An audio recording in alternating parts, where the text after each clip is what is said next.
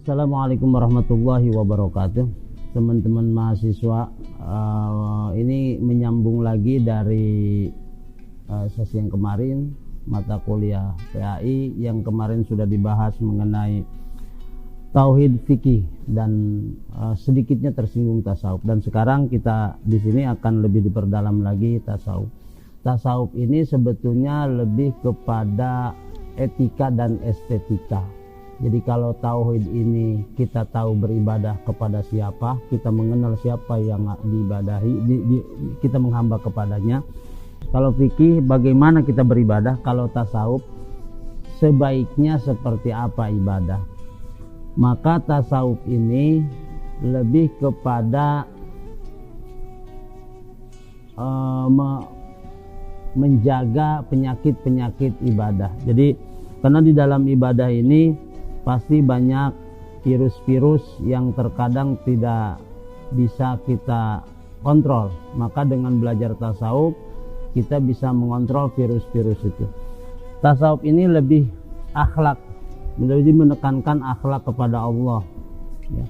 Bahkan juga akhlak kepada seluruh makhluk Allah, termasuk di dalamnya berakhlak kepada yang gaib juga.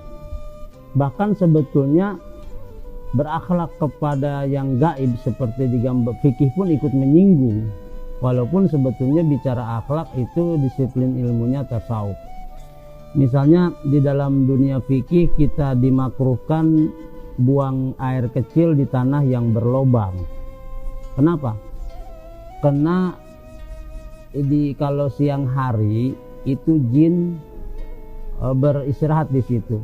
Jadi menurut Profesor Dr. Abdul Daim Al-Kahel dari Suriah, jadi karena matahari ini penyempurna gelombang alam dan jin takut, kemudian dia masuk ke lubang. Di dalam Islam itu harus dihargai sebagai makhluk Allah, jangan lihat agamanya, ya, kita hargai. Yang makruh mengencingi tanah yang berlubang.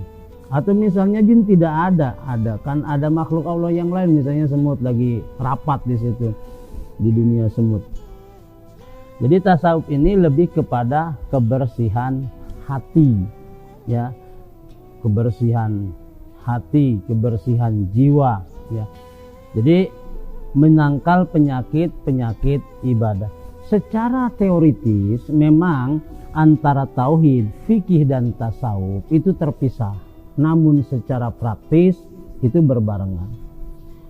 Misalnya saya kasih analogi, baju dan celana itu dibikinnya terpisah, tapi kalau dipakai harus berbarengan. Nggak bisa sekarang pakai celana nggak pakai baju, atau pakai baju nggak pakai celana.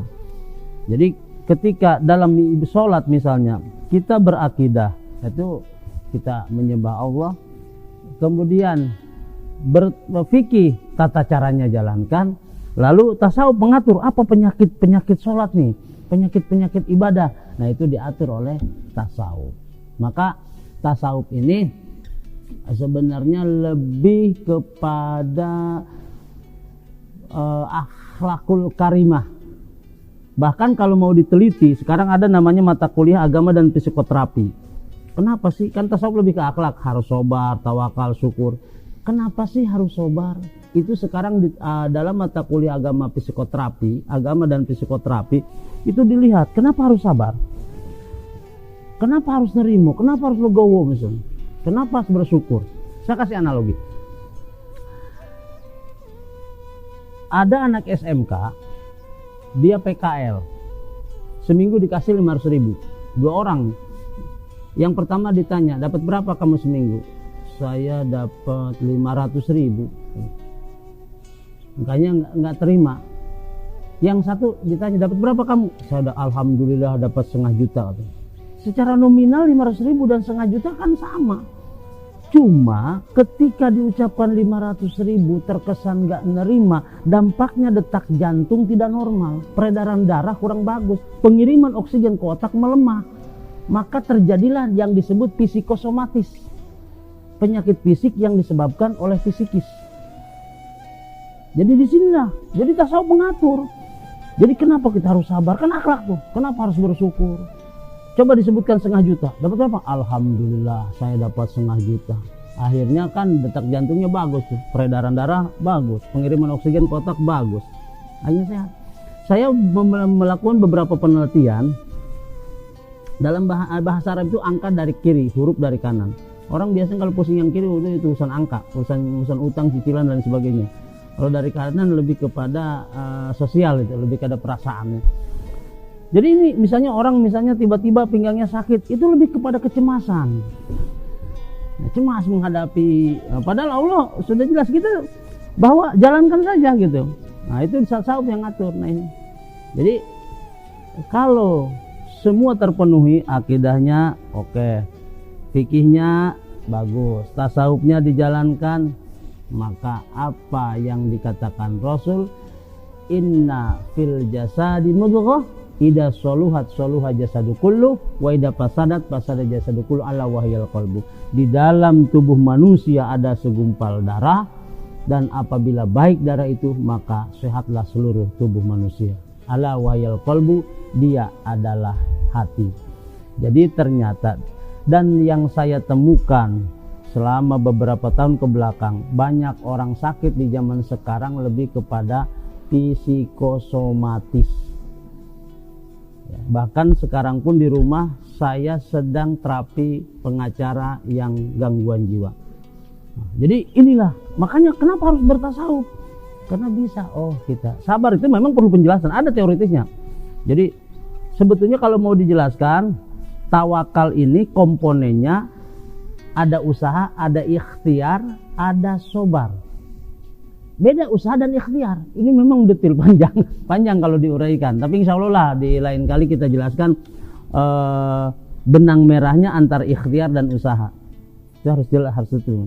Jadi orang selama ini memahami tawakal itu fatalisme. Sudahlah kita pasrahkan sama Tuhan. Seakan-akan Tuhan tempat penyimpanan sepatu. Jadi kita titip gitu. Nah ini yang salah paham. Harusnya memang dijelaskan secara teoritis. Karena itu pernah saya nulis judulnya tawakal manajemen pada dimensi tawakal. Jadi sebetulnya ketika orang melakukan termanage, itu sebetulnya sudah melaksanakan bagian dari konsep tawakal.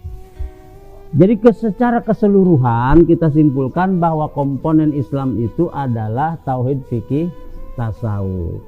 Jadi ketika orang berislam harus memahami tauhid, harus memahami fikih, harus memahami tasawuf.